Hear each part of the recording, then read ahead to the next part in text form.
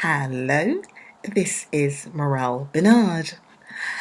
Welcome to my talk. Yes, I'm not sure what sort of mood I'm in today. I think maybe I didn't take my tablet, if you know what I mean. Don't take me too seriously on that point.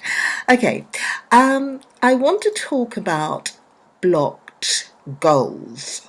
Yeah, so let me get my board so you can see what it says on there. Right, blocked goals. Down the bottom there, that's my name, blocked goals. Now, what are blocked goals? According to uh, a psychological perspectives, and don't once again run off. Yes, I try not to load my talks with a lot with heavy psychology. I try to make it as light as possible, simplified for you. So, according to a psychological perspective, and this one is called humanistic psychology, names associated with humanism are Maslow, and he has this thing about a hierarchy of needs. And then there's Rogers. So my focus here with block goals is about coming from Rogers as opposed to coming from Maslow. Now, what Rogers is really saying is that if our goals in life get blocked, then it's going to impact negatively on our potential to realize our dreams, our aspirations, our ambitions. Yeah. Now, I'm sure, well, hopefully, that sounds quite, explanatory for you, that if something we get blocked, like, you drive in, I guess, and there's a roadblock, then you can't go further. So the same thing in our life, that if there is a block, the roadblock in our life, then we won't be able to, or it becomes more challenging to achieve our aspirations. Okay. Now, Rogers, though, is saying that these blocks in our life, they can happen during infancy. So now, this means that we're blaming parents. And I hate to blame parents because I know that parents do a fantastic job. But unfortunately in life, sometimes it is with intent. And once again, that's dreadful if something is with intent. But it can be unintentional. Yeah. So no, they didn't set out to do it, but we just do, we talk, we banter and so forth, and we don't realize the damage that we're doing. Now, let me give you an example. Okay, so, and this is to do with parents blocking our goals. So, parents, they are giving us this wonderful nurturing, great love, which is very nice. We all need it, yeah? We like to give love and to receive love. And as a young child, we want to receive a lot of love. It helps us to, build our confidence and our self-esteem and so forth. So, now, let's go to my little Johnny, okay? Little Johnny is quite good at football, and Dad will say to little Johnny, all right, son, if you get into the football team, yeah, aspirations to play for Manchester United or Arsenal or Sheffield or I don't know, Spurs or, Chelsea. No, I stop there. I won't say any more teams. Whichever team you support, yeah.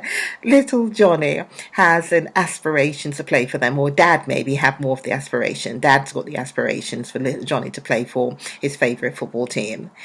And so, a father says to little Johnny, if you get into the team, the junior team, I will buy you a new iPad, or I will take you to a fantastic holiday, or we will buy you all the clothes that you want in the world. Yeah, we're going to really spend a lot of you, but what you need to do, Sonny, is that you need to get into the team. Okay. Now the problem, Rogers will say, is this really love? Dad, I'm sure, will say, sure, it is love. It's great love. I love my son. What are you trying to say to me? Yeah.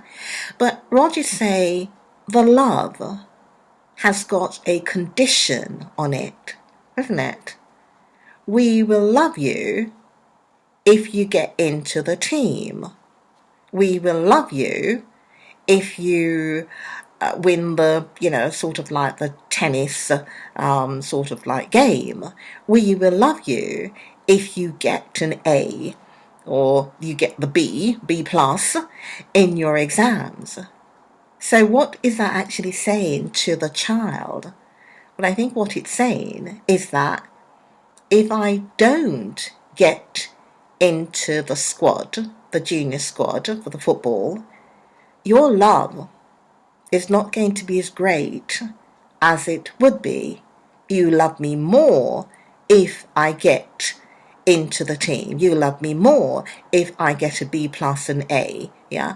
So therefore, what happens is that child now will start to judge themselves, measure themselves against the sort of like use the yardstick of the parents.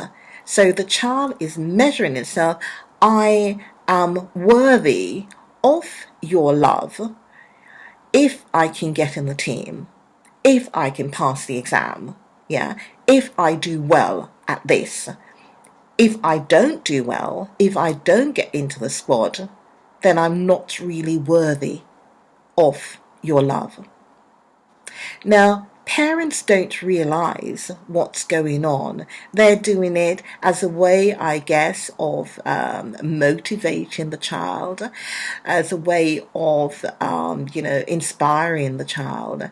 But it's how the child, and maybe not all children, will interpret it negatively. And the child is not going to say anything. The child's going to smile. But the child has that pressure, and the child has start to make this judgment, judging themselves against somebody else's sort of measuring stick, judging themselves according to others.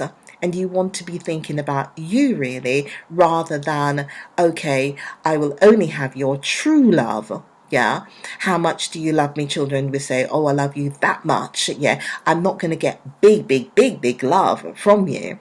Yeah. If I don't get in the squad, I'm not going to get great love from you if I don't, pass the exam and so forth. So that is love with condition. And Rogers is saying what we need to do with children, yeah, is to love them unconditionally. Yeah, love them. It doesn't matter if you get in the team. If you get into the team, fantastic. If you get in the squad, if you pass the exam, fantastic. But darling child, let me tell you something. We love you. We love you whether or not you get in the team. We love you whether or not if you get a C, if you get a D, if you don't manage to pass it, we will still love you. Yeah. So when there's a condition on the love, it can lead to the child growing up, yeah, with blocked goals. And I guess if that's what it is, what Rogers is saying, then the blame, there's a blame there, goes on the parents or the carer or whomsoever it is who's actually putting those blocks in the way. Okay. Now, let's imagine that, there wasn't a great deal of love with condition when the child was young. Okay, so the child's grown up now. So I want to give you another example. Let's keep to our Johnny. I was watching a video. I make these little videos and I do appreciate videos, so I watch other people's videos, see what's going on in the world. And I like to have a look at documentaries. Yeah, I like to learn, study coach. Yeah, training minds, empowering people. So I like to be empowered. I like learning. So I was watching this video and it was set in, a part of the world where there isn't a great deal, sort of like a third world country, if I can actually use that term. And they go into a village and it's a very small fishing village. And there we meet Johnny. And our Johnny, or maybe I call him something else. No, okay, keep Johnny. Yeah. Our Johnny is age 22 years old. And they are interviewing Johnny. And Johnny says, oh, life is really hard. Life is hard. There's nothing here. We're poor. I'm poor. Yeah. I said, you've got a wife, you've got children. No, Johnny. Johnny has no wife, not yet. And he has no children, not yet. Any sort of skills? Well, skills? Johnny said, well, what do you do? They said, I fish. Ah, you're a fisherman. Johnny's a brilliant fisherman. Oh yeah, Johnny talks about going out fishing. He's one of the best fishermen there. He goes out and he makes his catch and he knows when to go out, the time to go out and to so forth and get his net. He's been making this since a child. He's been brought up to do this.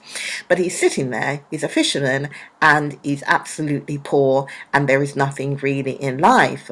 Now, just across from where they're doing this interview, there's this boat, yeah?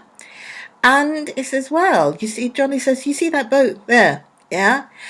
When it goes down the Swanee, go down this river, there's a town there. Oh, now, those people, they're rich. They got money.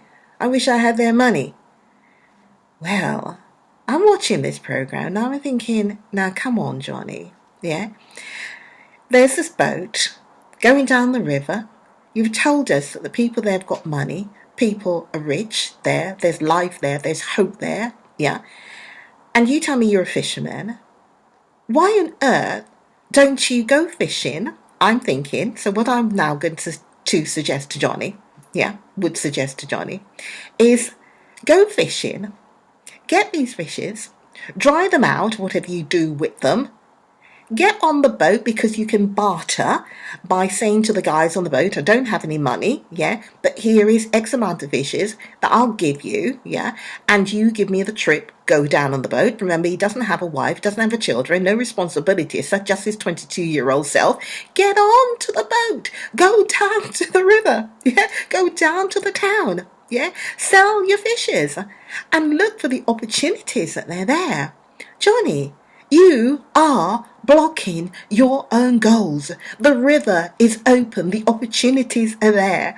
So I'm saying to you, viewers, if it is that there are opportunities, if you find yourself you're in a situation, don't go blocking your goals. It's one thing that maybe parents and others, siblings and so forth, may have actually told you before in life, no, you can't do this. Why are you trying to do that? Who do you think you are? Okay, they've done that damage to you.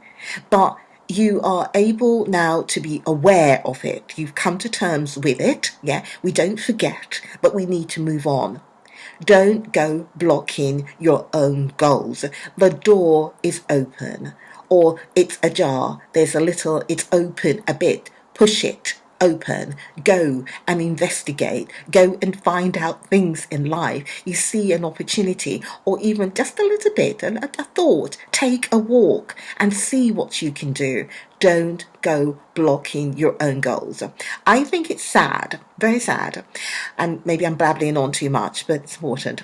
I think it's sad when parents intentionally block a child's goal.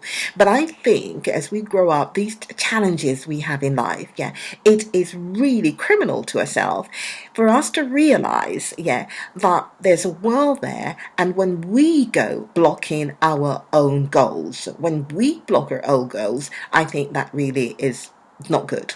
Okay, because there's something that we can do about it. It doesn't mean that because we try something that it's going to work, but we try and then we try again and we reshape. And that's what I would advise people to do. So for blocked goals, my advice is to start to have an open mind.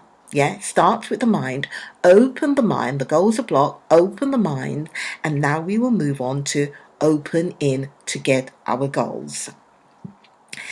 Okay, Part of what I do is that I do write my poetry. Okay, so here is something that I wrote, about closed minds, and therefore now open minds. Okay, it says, and my eyes flip off because, as ever, I do write quite a lot. And I can't remember everything because I write quite a lot. So it goes this way: a closed mind will close down thoughts, leaving dreams and hopes to fade away, and possibilities never to see night or day.